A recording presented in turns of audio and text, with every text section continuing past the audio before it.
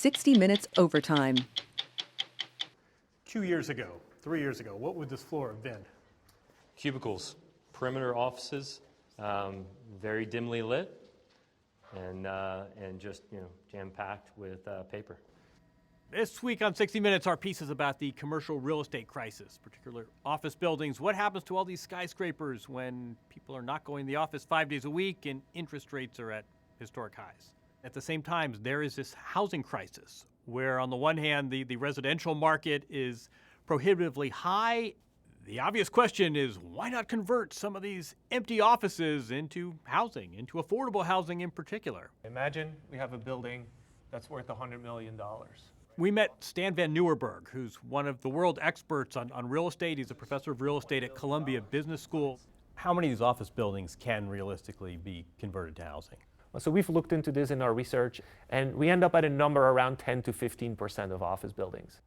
Sounds distressingly low. It's a low number because there's a lot of obstacles, right? A lot of these modern office buildings from the 70s and 80s have an enormous footprint, and it's really hard to convert these office buildings, bring light and air into the interior of the space, have enough plumbing, have windows that operate. So there's a lot of engineering obstacles to converting these buildings. It's not as easy as it sounds. That's right. When you say convert, are you talking about air and light and running gas lines, or are we talking about demolition and then rebuilding them as apartments? When I say convert, I mean repurpose. We keep the original structure.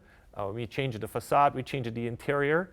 We might have to do more radical surgery and insert air wells into the middle so that we have more windows and more light coming into the building.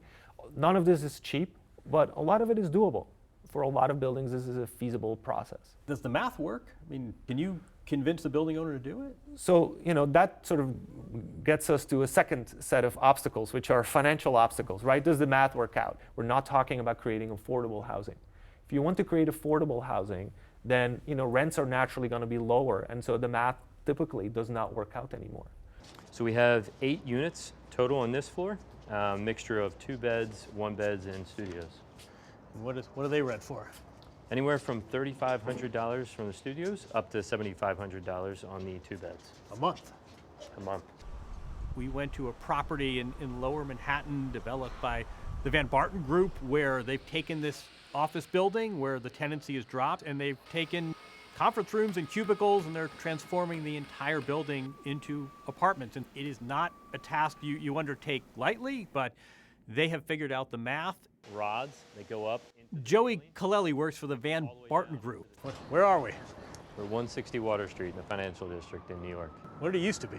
HHC, so Health and Hospitals with New York City, as well as Beth Israel, some of the back office. Why the decision to turn this to residential? When we looked at the state of the market in 2020 and some of the lease expirations and some of the consolidation that some of the office tenants wanted to do, the highest and best use was to go residential. We're learning that these buildings are bought and built with a lot of loan. Can I ask, how much do you owe on this building? So we actually took out a loan for $273 million to do this construction.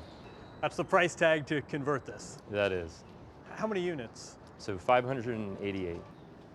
What does a converted building have to do to attract tenants? Well, they have to add amenities. Some of these are what you'd expect from an apartment building, the fire pit on the roof and the nice deck. Even the roof changes. Yes, exactly.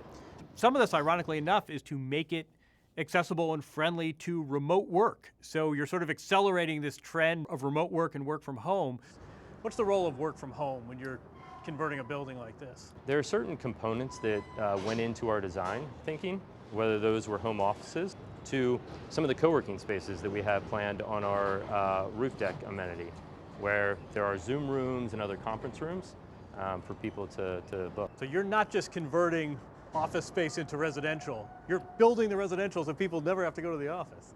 Well, there's definitely a dynamic shift that's been out there, and whether it's 1 or 2 days a week when people are working from home, we want them to be able to find a space outside of their unit and to be able to enjoy that space or even invite coworkers over for that collaborative time in this building. One thing that became clear to this story, real estate, it goes up and it goes down and there's booms and there's busts, but what's going on now with Zoom and hybrid work compounded by these interest rates is that this is more than just a market dip. This is really this inflection point where we are asking ourselves some fairly existential questions about space and real estate and cities and what the future holds. Stan Van Nieuwerburg leavens that with this idea that, look, this is a chance to redefine what a city is and reconceive of how we use space. It is an opportunity. Cities have always reinvented themselves as long as they have existed, and this is a moment of transformation. We gotta, re-energize our cities, make them vibrant. It's crucial for the American economy, for its productivity, for its growth. I want to believe in the future of this city, but it will not happen without hard work.